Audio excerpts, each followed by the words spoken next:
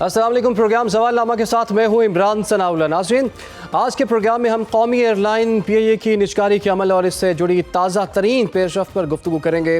پی آئی اے کی طویل عرصے سے خراب مالی اور انتظامی صورتحال کے باعث حکومت کی جانب سے اس کی نجکاری پر مسلسل بحث جاری تھی اور اب یہ عمل ایک فیصلہ کن مرحلے میں داخل ہو چکا ہے۔ آج پی آئی اے کے 75% حصص کی نجکاری کے لیے 3 بولیاں موصول ہوئیں، جن میں لکی سیمنٹ کنسورشیم، ایئر بلو گروپ اور عارف حبیب کنسورشیم شامل ہیں۔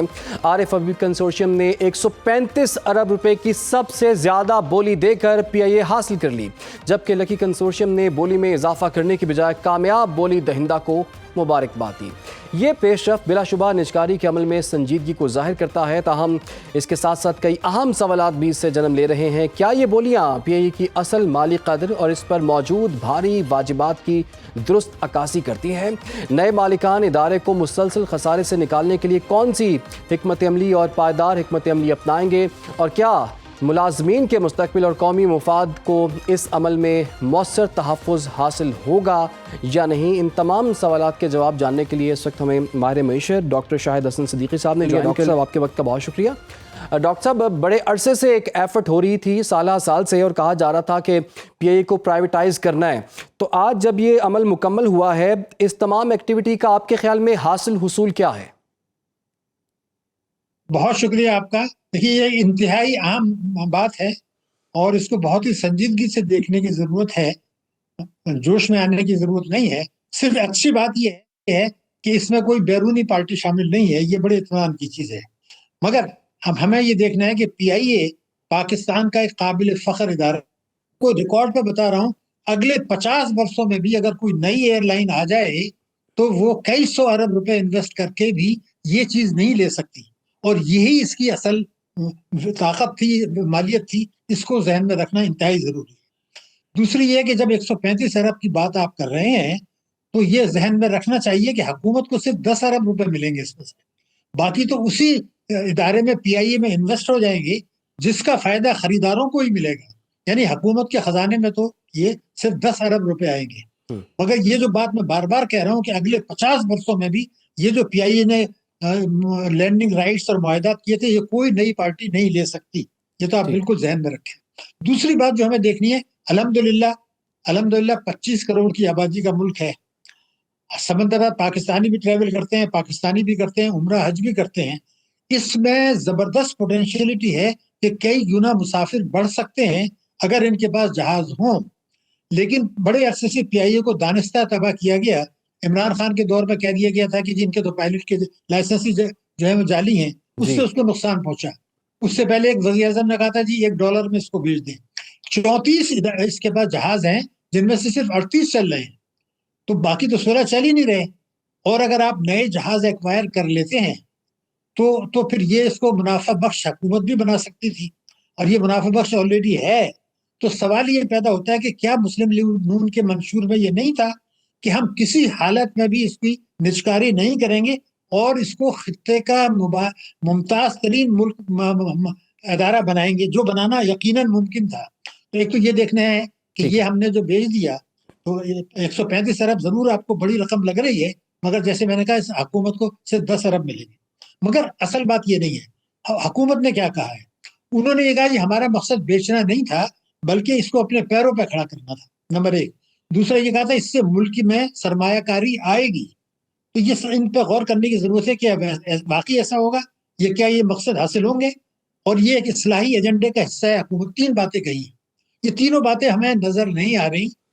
یہ بات میں اس لیے کہہ رہا ہوں کہ آپ اس طریقے سے دیکھیے کہ الحمدللہ اس وقت پاکستان میں، دنیا میں میرے ملک کا وقار بڑھا تھا، یا آپ مانتے ہیں؟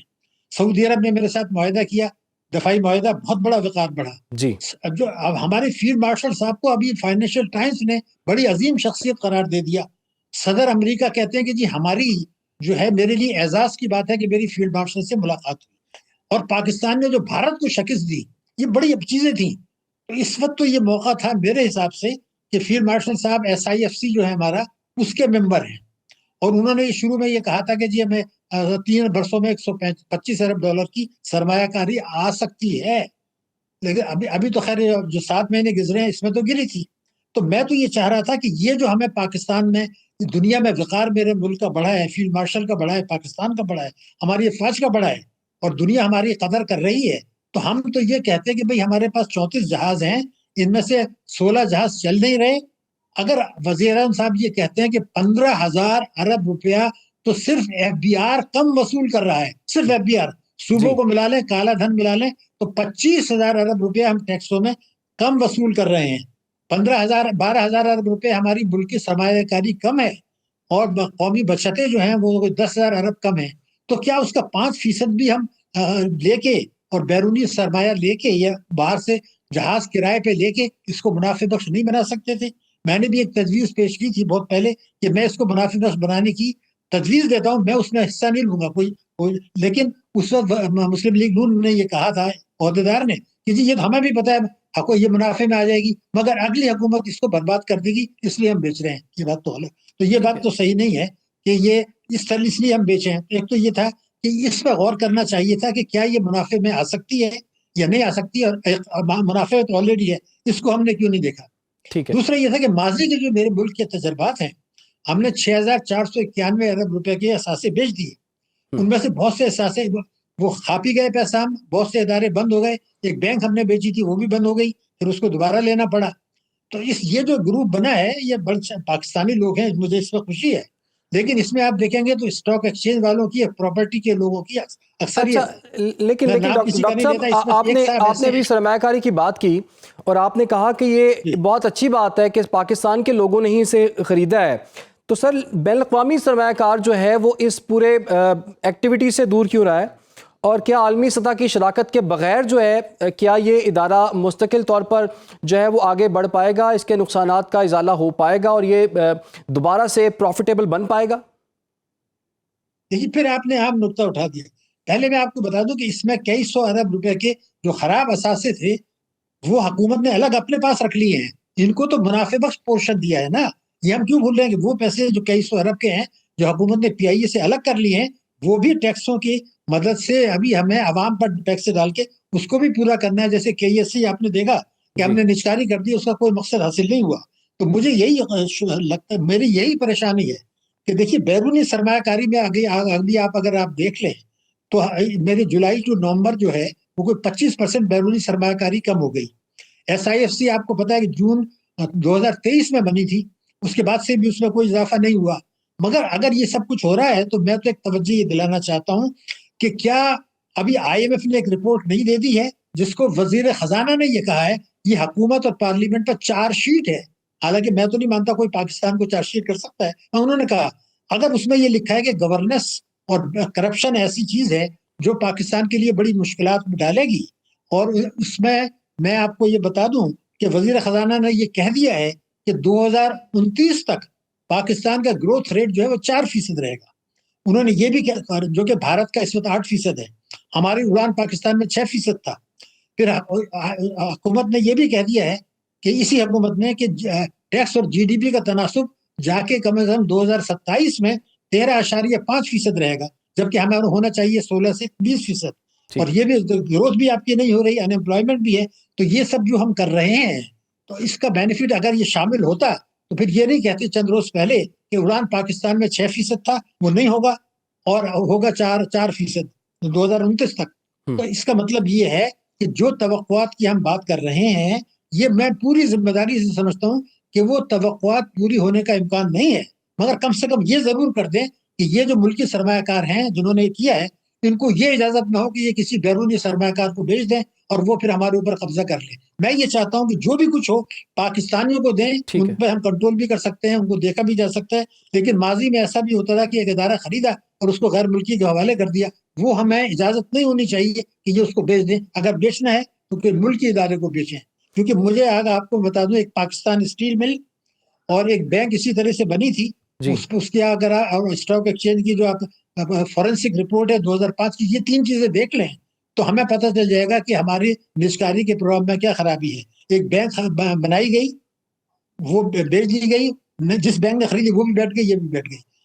وہی لوگ اگر دوبارہ اس طریقے سے کرتے ہیں تو ہمیں یہ دیکھنا ہوگا کہ ہمارے ریگولیٹرز کا رول ہے وہ بڑا اہم ہے، جو بہت کمزور ہیں۔ اسٹیٹ بینک بھی کمزور ہے، نیپرا بھی کمزور ہے، ایس سی سی پی بھی کمزور ہے۔ تو یہ ہماری فری مارکیٹ اکنومی ہے، اس کے اندر منافع کمانے کی لت میں ریگولیٹرز کا کنٹرول تقریباً ختم ہے تو وہ کامیابی نہیں ہوتی. تو میں نے جیسے کہا کہ میں نے یہ دیکھا کہ ایک صنعت بڑی اہم ادارہ بیچا گیا تھا نجکاری کا, انہوں نے اس کو بند کر کے حکومت سے اجازت لے کے پلاٹ بنا کے بیچ دیا. یہ ہمارے علم میں ہے کہ انڈسٹری کو آپ نے پلاٹ بنا دیے. تو یہ ناکام ابھی تک جو ہوا ہے, تو اس کو کامیاب بنانے کے لیے ریگولیٹرز کا ایک بڑا اہم رول ہے جو ابھی تک اچھا ہمیں ڈاکٹر نظر نہیں آ صاحب, رہا. سر پھر یہ عرض آداب کیجیے آپ کو گا, بھی ریوائز یہ کرنے قطع کلامی کی اگر معذرت, یہ فیلڈ عرض مارشل کیجیے گا صاحب سر, نے یہ کہا ہے. سر یہ عرض کیجیے گا جیسے کہ گورنمنٹس کے بارے میں کہا جاتا ہے کہ حکومتوں کا کام جو ہے وہ کاروبار کرنا نہیں ہے. تو اسٹیٹ اور جتنی بھی انٹرپرائزز ہم نے دیکھی ہیں, جو ادارے دیکھے ہیں, پی اے تو ایک مثال ہے نا, اسٹیل ملز کی بھی آپ نے بات کی ہے, پاکستان ریلویز کی بات کر لی جائے, ڈسکوز کی بات کر لی جائے, تو ان کی نجکاری جو اگر ہو جاتی ہے تو یہ پھر کتنی بڑی ایک کامیابی ہوگی, پھر اکانومی میں اس کا کیا کنٹریبیوشن ہوگا آپ کے خیال میں؟ دیکھیے میں تو آپ کو یہ پہلے بھی بتا رہا تھا کہ اس میں 25 کروڑ کی آبادی, آپ میری بات پہ غور کریں, 25 کروڑ کی آبادی عمرہ بھی کرتے ہیں, حج بھی کرتے ہیں, باہر بھی ہم لوگ جاتے ہیں آتے ہیں, سمندر پر پاکستانی ہیں. اگر یہی بزنس حکومت لے سکتی, اپنے 18 جہاز ہیں, 34 میں سے 16 آپ نے بند کیے ہوئے ہیں, 2300 ارب کی لائبلٹیز آپ نے الگ کر دی ہے, وہ اس میں نہیں ہے. تو آپ تو ان سے 10 ارب ڈالر ہی 10 ارب روپے ہی لے رہے ہیں نا. باقی جو 135 ارب میں سے 125 ارب ہے وہ تو واپس آپ پی آئی اے میں لگائیں گے, جس کا فائدہ انہیں کو پہنچے گا. تو میرا صرف کہنا یہ تھا کہ اس کی اگر کوئی فیزیبلٹی آپ بنائیں, میں پوری ذمہ داری سے بتا رہا ہوں, اس میں اکثریت کس کی ہے, اسٹاک ایکسچینج کی اور پراپرٹی کے لوگوں کی ہے. جی قابلیت ضرور ہے, میں کسی کی قابلیت کو چیلنج نہیں کر رہا, مگر یہی ان لوگوں نے بینک بنائی, وہ بینک بند ہو گئی. تو میں یہ صرف بات کر رہا ہوں کہ اس کو کامیاب کرنے کی ہماری کوشش, ہماری دعا ہے کہ ہم کامیاب کریں, ہمارے جو مقاصد ہیں وہ حاصل ہوں.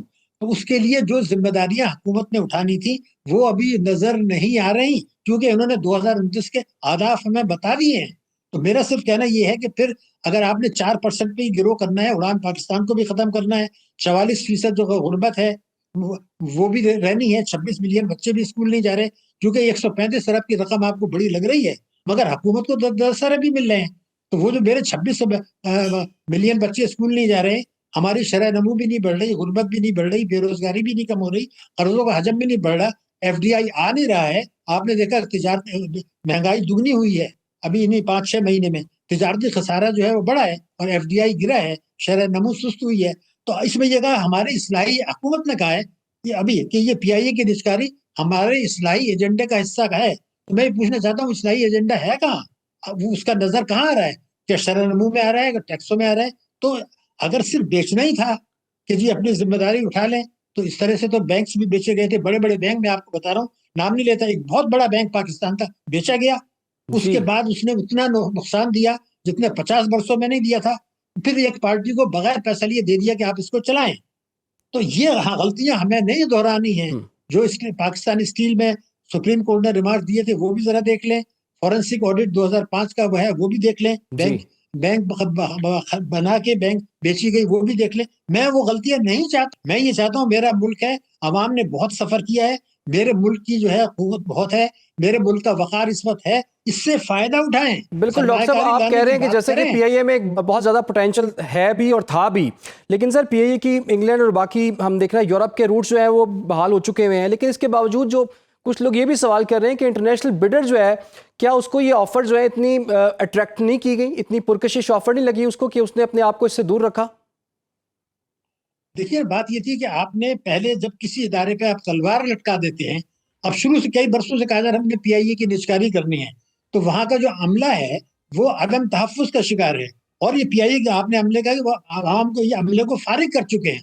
11,500 تھے ان کے پہلے, اب وہ 6,500 لے گئے. تو اب اگر آپ کے 16 جہاز جو بند پڑے ہیں آپ ان کو چلائیں گے تو یہ عملہ تو آپ کے پاس کافی نکالنے کی ضرورت ہی نہیں رہے گی. مگر میرا کہنا یہ تھا کہ میرے ملک میں ایک مثال موجود ہے اسٹیٹ لائف کی. اسٹیٹ لائف حکومت کا ادارہ ہے, پچھلے 3 برسوں میں اس نے تاریخی منافع کمایا, اس لیے کہ انہوں نے باہر سے کمپیٹنٹ آدمی کو لا کے لگا دیا. جی میں یہ چاہتا ہوں کہ آپ اپنے اداروں میں کمپیٹنٹ آدمی لگائیں. اگر پی آئی اے میں آپ ایم ڈی کو انجینئر لگا دیتے ہیں, یا وہ آدمی جو سمجھتا نہیں ہے, تو وہ منافع میں نہیں آئے گا. اور جیسے پی ایم ایل کے عہدیدار نے کہہ دیا کہ جی میں تو منافع میں بھی لا سکتا ہوں, مگر اگلی حکومت آ کے لوٹ مار کرے گی تو اس لیے اس کو بیچ کے جان چھڑا دیں. یہ مجھے ایکسیپٹیبل نہیں ہے. مجھے اپنے اداروں پر بھی اعتماد ہے, اپنی حکومت, اپنے ملک کے وسائل پر بھی ہے, افواج پاکستان نے جو کامیابی حاصل کی ہے اس پر بھی ہے, لیکن اس کو ہم نے کیش کرنے کے بجائے اس کو میں کہوں گا پاکستان ارزہ پیائیے ارزہ فروختن اس لیے کہ جیسے میں دوبارہ بتا دوں 100 جو آپ کے ان کی لینڈنگ رائٹس جو ہے نا ان کے 170 ملکوں میں آپ کو یقین دے رہا ہوں کوئی ایئر لائن 50 برسوں میں بھی کئی سو ارب خرچ کر کے وہ نہیں لے سکتی. یہ تو پی آئی اے کا بڑا زبردست ادارہ ہوتا تھا, وہ مالیت کو انہوں نے نظر میں نہیں رکھا, صرف یہ کہا جی بیچنا ہے اور 10 ارب ان کو ملیں گے تو ہمیں کیا ملے گا, قوم کو کیا ملے گا. تو یہ شبہات ہیں, میں نے آپ کو جو خطرات ہیں وہ بھی بتا دیے, پوٹینشیلٹی بھی بتا دی. ہماری خواہش ہے یہ کامیاب ہو, لیکن اس کے لیے جو تیاریوں کی ضرورت تھی, جو ریگولیشنز کی ضرورت تھی, جو حکومت کو شیئر رکھنا چاہیے تھا, وہ سب نہیں رکھا ہے. عملے کو نکال دیا, کئی سو ارب آپ نے الگ کر دیے, وہ تو اس میں وہ تو ان کی ذمہ داری نہیں ہے, وہ تو حکومت ٹیکسوں سے پورا کرے گی. تو میں یہ پوچھنا چاہتا ہوں کہ اگر ایک سوال میں کرنا چاہتا ہوں, آپ کے عوام بھی سوچیں کہ اگر وزیر اعظم یہ کہتے ہیں کہ 15,000 ارب روپیہ تو صرف ایف بی آر ایک سال میں کم وصول کر رہا ہے, صوبے اور بلیک منی نکال دیں تو 25,000 ارب کم وصول کر رہا ہے. ارے بھائی اس کا 10% سے آپ کو تو 10 ارب مل رہے ہیں, اس کا آپ 15,000 کا 10% بھی لے لیں, اور وہ جو 16 جہاز بند پڑے ہیں اس کو آپ ریپیئر کرائیں, کچھ جہاز دوست ممالک سے لیز کر لیں اور اس کو چلائیں, کہ دیکھیں تو صحیح نا, ان 34 جہازوں کو 50 کر دیں. اتنی پوٹینشیلٹی ہے, سمندر بعد پاکستانی عمرہ حج کا رجحان بڑھ رہا ہے. ہمارے سمندر بعد پاکستانی یہاں آتے ہیں, ہم لوگ ان کو ملنے جاتے ہیں. اتنی بڑی 25 کروڑ کی آبادی, دنیا کا 5واں بڑا ملک ہے. بالکل ڈاکٹر صاحب, آپ نے بالکل ٹھیک کہا, 25 کروڑ کی جو آبادی ہے اور بڑا پوٹینشیل ہے جی اس ملک میں, اور اگر اچھے طریقے سے کسی بھی ادارے کو چلایا جائے تو وہ نقصان دہ ثابت نہیں ہوتا. بہرحال بہت بہت شکریہ آپ کا ڈاکٹر شاہد حسن صدیقی صاحب, آپ نے ہمیں وقت دیا. اب پروگرام میں آگے بڑھیں گے اور ہم کچھ سیاست کی بھی بات کریں گے, لیکن اس سے پہلے ایک چھوٹی سی بریک. آپ لوگ ہمارے ساتھ رہیے. ویلکم بیک ناظرین, اب بات کریں گے پاکستان تحریک انصاف اور اپوزیشن اتحاد کی سیاسی صورتحال اور اس پر حکومتی رد عمل پر. اڈیالہ ملاقاتوں پر حکومت کی پابندی کے بعد پی ٹی آئی کن آپشنز کا استعمال کرے گی؟ کیا اس پابندی کے باوجود مذاکرات اور اسٹریٹ موومنٹ کے درمیان کوئی واضح حکمت عملی سامنے آ سکے گی؟ توشہ 2 کیس میں سزائیں اور 9 مئی کے مقدمات میں تیزی عمران خان اور پی ٹی آئی قیادت کے لیے کس حد تک چیلنجنگ رہے گی؟ کیا P T I social media سے وقتی بریک لے کر سیاسی راستے ہموار کر سکتے ہیں؟ اپوزیشن اتحاد کی ذمہ داری کس کے پاس ہے؟ اور 8 فروری کو متوقع پہیہ جام ہڑتال پر حکومت کی تیاریاں کس حد تک مؤثر ہوں گی؟ کیا پی ٹی آئی کی صوبائی اور مرکزی قیادت محمود اچکزئی کے پلان کے مطابق اسٹریٹ موومنٹ شروع کرے گی یا مذاکرات کو ترجیح دی جائے گی؟ دوسری جانب وزیر اعظم شہباز شریف نے پی ٹی آئی قیادت کو دوبارہ مذاکرات کی دعوت دے دی ہے اور یہ بھی کہا ہے کہ جائز مطالبات پر مذاکرات ہوں گے, بلیک میلنگ کی اجازت نہیں, اور ملک کی ترقی اور خوشحالی کے لیے سیاسی جماعتوں میں ہم آہنگی ضروری ہے. انہی معاملات پر جی بات کریں گے. ہمیں جوائن کر لیا رہنما تحریک انصاف بیرسٹر شاہد مسعود صاحب, انہیں پروگرام میں خوش آمدید کہیں گے. اس کے ساتھ ساتھ ہمیں رہنما مسلم لیگ نون جلال خان بھی جوائن کر چکے ہیں, ان کو بھی خوش آمدید کہتے ہیں. سب سے پہلے بیرسٹر شاہد مسعود صاحب آپ سے ہم آغاز کرتے ہیں. تو سر یہ بتائیے, آج تو ایک ملاقات کا دن تھا, تو حسب سابق جو ہے آج بھی ملاقات جو ہے وہ نہیں ہوئی ہوگی, تو آپ اسٹریٹجی بنا رہے ہیں لیکن آپ کو اس کا کچھ حاصل نہیں ہو رہا. کہیں ایسا تو نہیں کہ پاکستان تحریک انصاف کی اسٹریٹجی میں کچھ خامی رہ گئی ہے جس کی وجہ سے ان کی تمام سیاسی سپیس جو ہے نا وہ آکوپائی ہو کر رہ گئی ہے؟ عمران صاحب بسم اللہ الرحمن الرحیم, بہت شکریہ آپ نے پروگرام میں شریک گفتگو کیا. گزارش یہ ہے, اٹس ناٹ اباؤٹ اسٹریٹجی. یہ بات ہے قانون کی, یہ بات ہے آئین کی, یہ بات ہے ہائی کورٹ, اسلام آباد ہائی کورٹ کے 2 رکنی بینچ کے فیصلے کی. ٹھیک ہے, جیل مینول مجھے یہ رائٹ دیتا ہے کہ میں جا کر وہاں پہ اگر کوئی میرا رشتہ دار ہے جو انکارسریٹڈ ہے تو میں اس سے جا کر ملوں. کوئی قدغن نہیں ہے, ٹھیک, سارے قیدیوں سے ان کے رشتہ دار ملتے ہیں.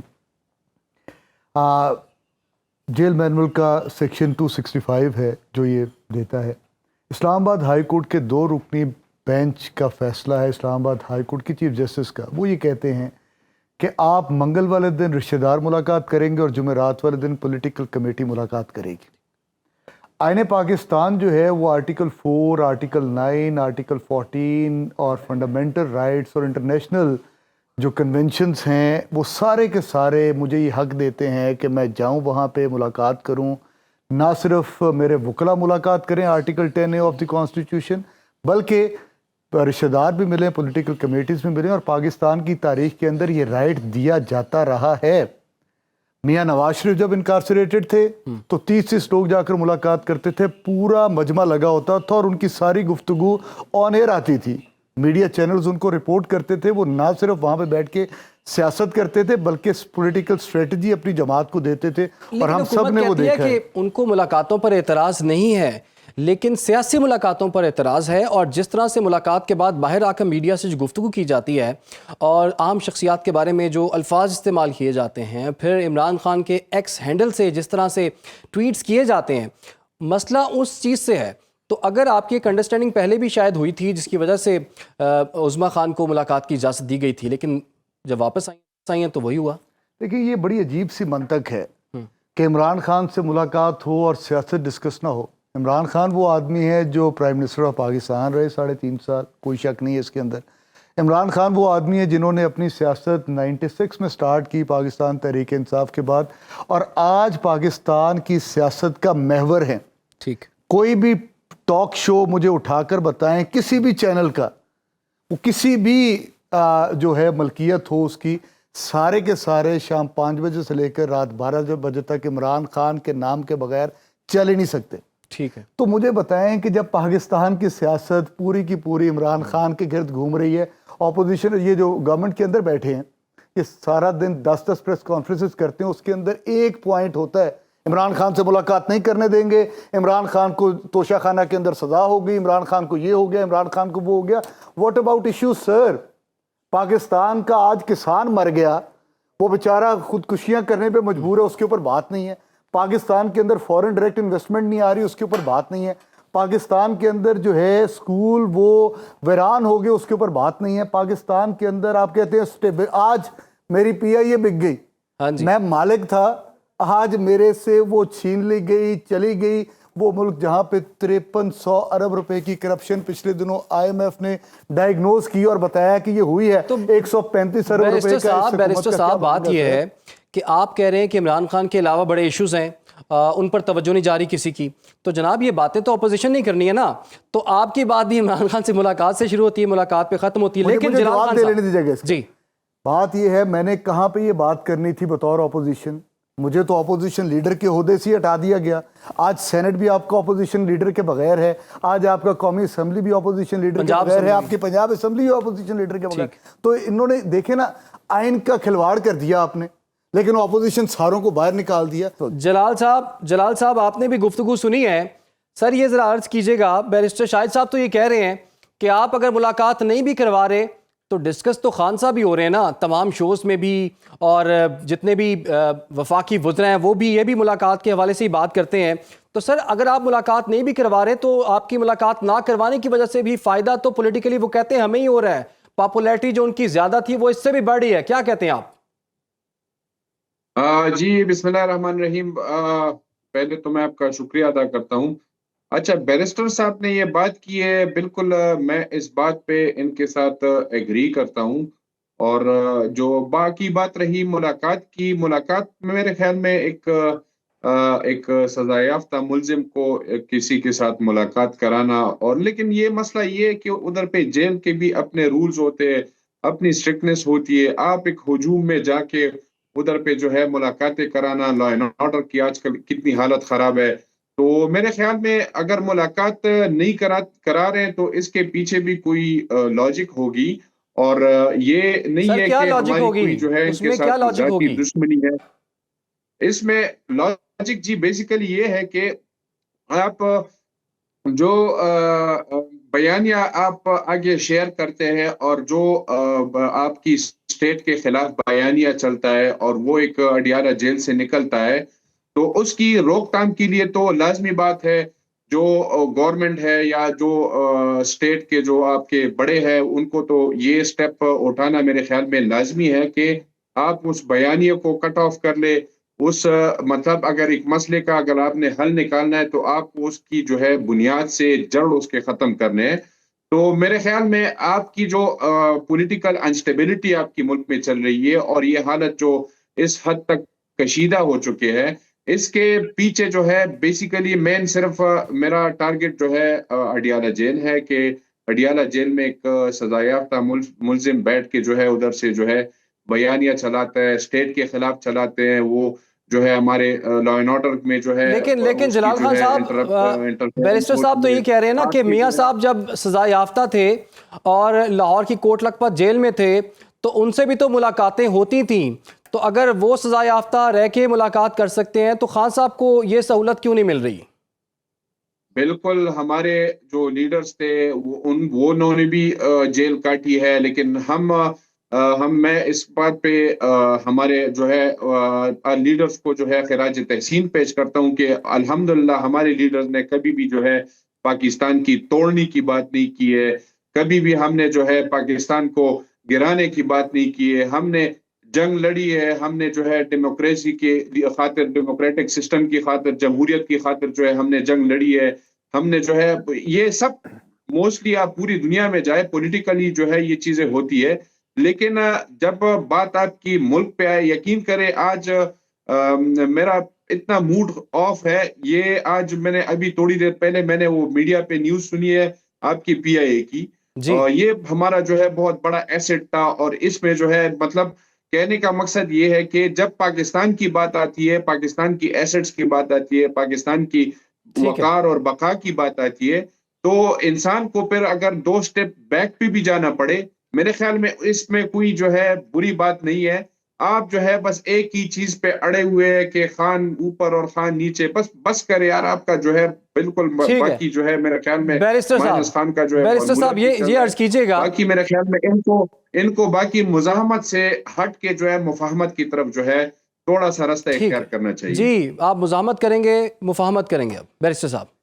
دیکھیں، مزاحمت آئین کے اندر مجھے یہ حق دیا گیا ہے کہ میں پرامن احتجاج کر سکتا ہوں، کوئی بندہ یہ حق میرے سے لے نہیں سکتا، because it is my fundamental right under the constitution, اور وہ سوشل کانٹریکٹ ہے ریاست پاکستان نے مجھے دی ہے، اور میں اس کو، اور جو مفاہمت ہے اس سے بھی مجھے کوئی نہیں روک سکتا، تو دونوں میرے پاس آپشنز اویلیبل ہیں۔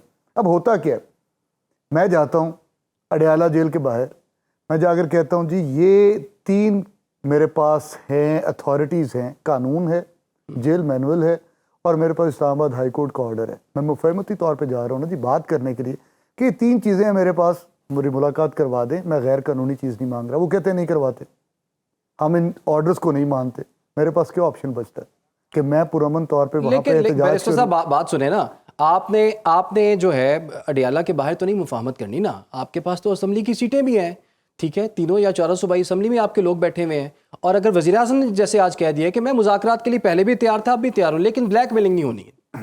گزارش یہ ہے، اب مذاکرات پہ آ جاتے ہیں۔ مذاکرات کس نے کرنے ہیں اس وقت؟ جو وقت ہے اس کے اندر تو میں سمجھتا ہوں 3 ایکٹرز ہیں جو مذاکرات کا حصہ ہو سکتے ہیں۔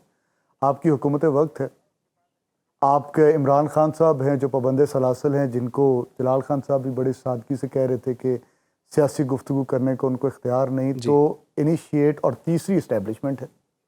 اب یہ پروسیس کہیں سے تو سٹارٹ ہونا ہے، نیگوسیشنز کا، بات چیت کا۔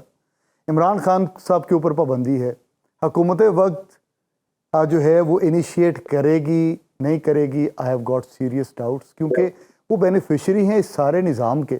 کیسے بینیفیشری ہیں؟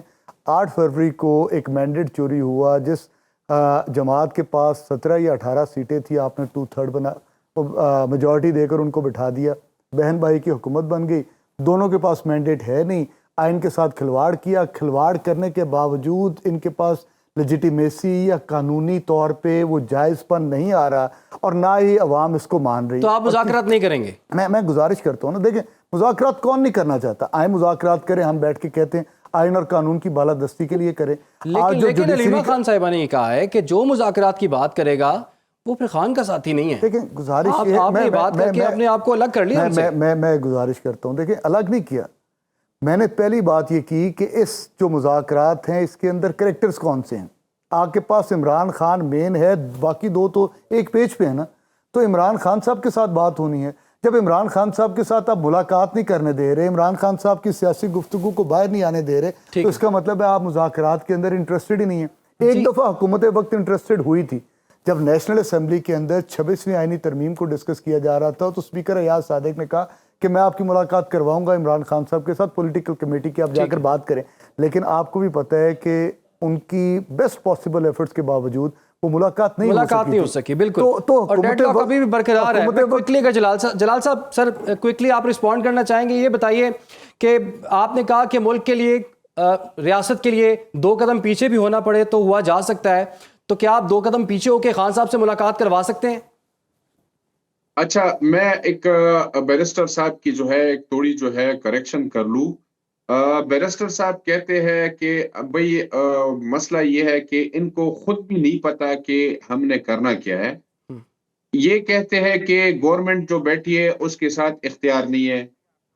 ہم نے کہا کہ بابا چلو ٹھیک ہے, گورنمنٹ کے ساتھ اختیار نہیں ہے, آپ کیا کہتے ہیں اختیار کس کے ساتھ ہے؟ یہ کہتے ہیں کہ اختیار ہے اسٹیبلشمنٹ کے ساتھ, ان کے ساتھ بھی یہ بیٹھنے کے لیے تیار نہیں ہے, گورنمنٹ کے ساتھ بھی بیٹھنے کے لیے تیار نہیں ہے. اور سیکنڈلی آپ کی کوشچن پہ آتا ہوں کہ اگر دیکھیں یہ لوگ اگر چاہتے ہیں کہ ہم لوگ پریشرائز ہو کے ان کو جو ہے, ان کا مسئلہ یہ ہے کہ آج چلو ٹھیک ہے آج ہم ان کو جو ہے ملاقات بھی کرانے دے دیں گے, لیکن ان کا کل کا نہیں ہے بھروسہ. آج یہ پروٹیسٹ کر رہے ہیں ملاقات کے لیے, جب ملاقاتیں شروع ہو جائے اس کے بعد یہ ڈیمانڈ کریں گے کہ ابھی بھائی خان کو رہا کر لے. اگر وہ ان کیس رہا ہو گئے پھر یہ ڈیمانڈ کریں گے, اس کے لیے پروٹیسٹ کریں گے کہ بھائی اس کا بھی وزیر اعظم بنائے. تو ان کا جو ہے اگر یہ اس کے اوپر ایگری ہوتے کہ بھئی ہم لوگ جو ہے ملاقات کے بعد جو ہے ہم لوگ مزاحمت کی طرف نہیں مفاہمت کی طرف جائیں گے, تو شاید ان کے ساتھ جو ہے بیٹھ بھی سکے, شاید ان کے ساتھ جو ہے ہم لوگ مذاکرات بھی کر سکے, لیکن ان کا گارنٹی کوئی. آپ کہہ رہے ہیں جی جلال خان صاحب کہ ان کی گارنٹی جو ہے وہ کوئی نہیں دے رہا, جیسے آپ جو ہے ان کی پہلی خواہش بھی نہیں مان رہے, دوسری اور تیسری آپ نے بتا ہی دی ہیں کہ ان کی کیا خواہشات ہوں گی. فی الحال کے لیے جلال خان صاحب آپ کا بہت شکریہ, بیرسٹر شاہد مسعود صاحب آپ کا بھی بہت شکریہ. پاکستان کی سیاست میں یہ چلتا ہی رہتا ہے, مذاکرات ہوتے بھی ہیں, نہیں بھی ہوتے, ڈیڈ لاک بھی ہوتا ہے, لیکن اصل مسئلہ تبھی حل ہوتا ہے جب مذاکرات ہوتے ہیں. دیکھنا ہوگا یہ مذاکرات کب ہوں گے. فی الحال ایک چھوٹی سی بریک, آپ لوگ ہمارے ساتھ رہیں. پروگرام میں ایک مرتبہ پھر سے جی آپ کو خوش آمدید کہتے ہیں. ناظرین, بدلتے ہوئے عالمی نظام اور تیزی سے شفٹ ہوتی طاقت کے تناظر میں برطانوی جریدے فائنینشیل ٹائمز کے حوالے سے جو ایک رپورٹ جو ہے وہ شامل ہوئی ہے, اور اس حوالے سے ہم آپ کو بتائیں کہ انہوں نے پاکستان کی عسکری اور سفارتی قیادت کو غیر معمولی توجہ کا مرکز قرار دیا ہے. جریدے کے مطابق فیلڈ مارشل سید عاصم منیر موجودہ دور میں ابھرنے والی مڈل پاورز کے لیے کامیاب اور مؤثر کثیر الجہتی اسٹریٹجک رہنما کے طور پر سامنے آئے ہیں, جنہوں نے پیچیدہ عالمی ماحول میں پاکستان کی پوزیشن کو نہ صرف برقرار رکھا بلکہ اسے وسعت بھی دی. فائنینشیل ٹائمز کے مطابق واشنگٹن, بیجنگ, ریاض اور تہران کے ساتھ برق وقت فعال روابط, ٹرمپ کے غیر روایتی انداز کے ساتھ بر وقت ہم آہنگی اور عملی سفارتکاری نے پاکستان کے لیے نئے سفارتی مواقع پیدا کیے ہیں. اس کے برعکس بدلتی عالمی سیاست میں بھارت کی حکمت عملی مؤثر ثابت نہ ہو سکی, جس سے خطے میں مڈل پاورز کے کردار اور کامیاب ملٹی الائنمنٹ کی بحث مزید نمایاں ہو گئی. یہی وہ پس منظر ہے جس میں فیلڈ مارشل عاصم منیر کی حکمت عملی کو فائنینشیل ٹائمز نے ایک نمایاں اور قابل تقلید مثال قرار دیا ہے. سیگمنٹ کے حصے میں ہمیں جوائن کر لیا ہے دفاعی تجزیہ کار ریٹائرڈ احمد سعید منہاج صاحب نے. بریگیڈیئر صاحب آپ کے وقت کا بہت شکریہ. اچھا بریگیڈیئر صاحب, یہ فائنینشیل ٹائمز کی جانب سے فیلڈ مارشل عاصم منیر کو کامیاب ملٹی الائنر جو ہے وہ قرار دینا, عملی طور پر آپ کیا سمجھتے ہیں کہ پاکستان کی جو عسکری اور دفاعی حکمت عملی میں کن ٹھوس تبدیلیوں کی یہ عکاسی کرتا ہے آپ کے خیال میں؟ جی بسم اللہ الرحمن الرحیم. دیکھیں, ہر بدلتے دن کے ساتھ پاکستان آرمڈ فورسز کا امیج خاص کر کے اور پاکستان کے امیج عام طور پر جو ہے پوری دنیا میں وہ دن دگنی رات دگنی وہ جو ترقی کرنے والی بات ہوتی ہے اس کے حساب سے الحمدللہ ہو رہی ہے. اور اس کے اندر جو ہماری ملٹری کی جو قیادت ہے وہ ایز اے کیٹلسٹ کے طور پہ کام کر رہی ہے.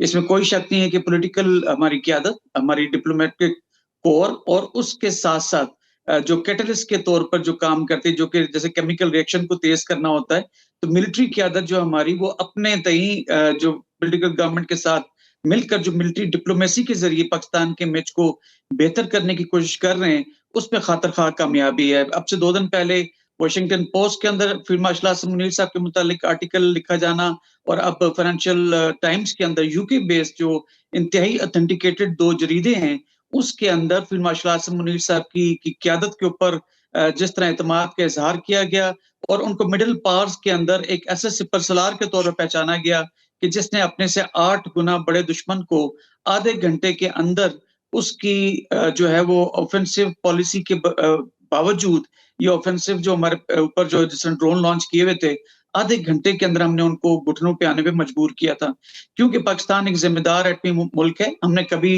न्यूक्लियर डिटरेंस हमने इंटैक्ट तो जरूर रखी हुई, लेकिन उसको इस्तेमाल करने के लिए हम बड़ी सोच समझ के कोई स्टेटमेंट जारी करते हैं। अदरवाइज हमारी जो कन्वेंशनल डिटरेंस है वो इंतहाई फाल है, स्पेशली जो ऑपरेशन मरसूस में, जैसे मैंने कहा कि आधे घंटे के अंदर हमने उनके 7 जहाज गिराए, और S-400 जो कि पूरी दुनिया का माना हुआ एंटी बैलिस्टिक मिसाइल सिस्टम है, उसकी जब बैटरी को हमने तबाह किया तो पूरी दुनिया को एक खुशगवार किस्म की हैरानगी हुई।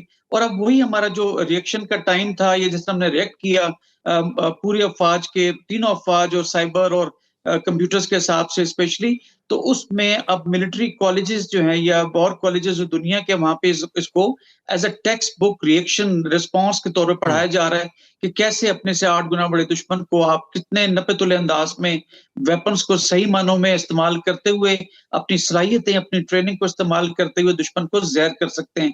तो लिहाजा इसमें कोई शक नहीं कि पाकिस्तान का स्टेचर मिलिटरीली पूरी दुनिया में इसका तो जागर हुआ है। 2 कि हम ट्रेनिंग के हिसाब से दुनिया की पहली 10 अफवाज में हमारा शुमार है, और अभी हालिया दिनों के अंदर हमने देखा कि हमने यूके के अंदर और अमेरिका के अंदर जो टफेस्ट आर्मी के जो कंपटीशन होते हैं उसको भी जीता है। और हम तमाम चीजों को जो हमने ऑपरेशन बुनियाद मरसूस में किया, उसको फील्ड मार्शल आसिम मुनीर साहब ने भी कंसोलिडेट किया है, और कंसोलिडेट करके उन्होंने एक डिफेंस फोर्सेस हेडक्वार्टर बनाया, जेएस हेडक्वार्टर यानी ज्वाइंट स्टाफ हेडक्वार्टर के जरिए, जहां पे एक सिर्फ कमेटी कायम की थी, और उसको अपने उस तरह से वो फाल भी कमेटी नहीं थी कि तीनों अफवाज को एक झंडे तले उस तरह से जमा कर सकें और क्विक रिस्पॉन्स जनरेट कर सके। तो लिहाजा अब हमारे डिफेंस फोर्सेस हेडक्वार्टर बन चुका, और उसमें फील्ड मार्शल साहब जो हैं वो इस वक्त चीफ ऑफ डिफेंस फोर्सेस हैं, यानी तमाम अफवाज का एक मौके के ऊपर, यानी एक वन वर्ड गो के ऊपर तीनों अफवाज की एम्प्लॉयमेंट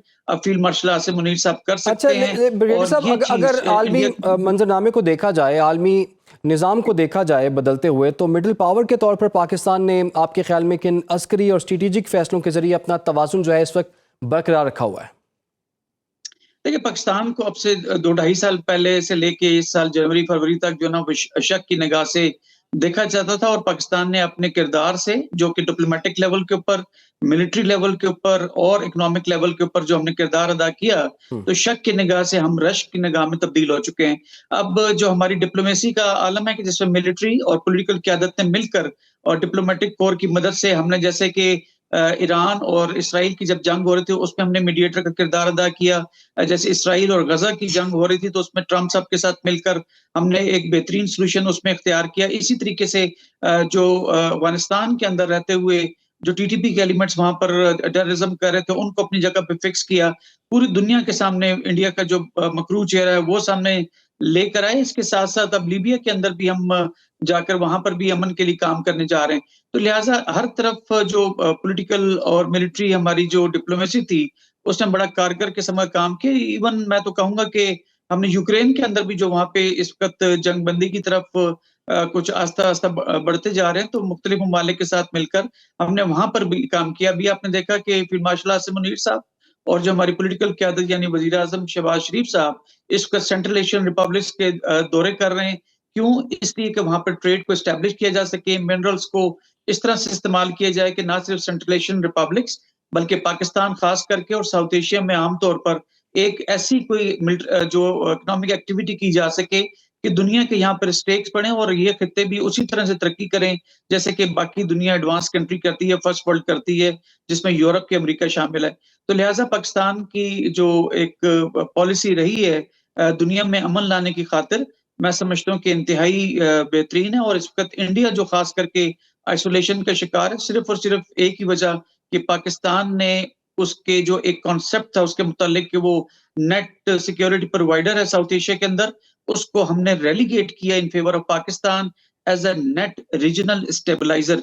अब नेट रीजनल स्टेबलाइजर का मतलब क्या है कि हम यहाँ पर अमन कायम कर सकने में अपना भरपूर किरदार अदा कर सकते हैं बगैर किसी ऑफेंसिव स्ट्रेटजी के। तो लिहाजा अल्हम्दुलिल्लाह पाकिस्तान ने जो जितनी अपॉर्चुनिटी हमें मिली हमने उसको कैश किया है। और बहुत शुक्रिया आपका रिटायर्ड अहमद सईद मिन्हाज साहब, आपने हमें वक्त दिया। प्रोग्राम का वक्त भी नाज़रीन खत्म हुआ चाहता है, इजाज़त दीजिए।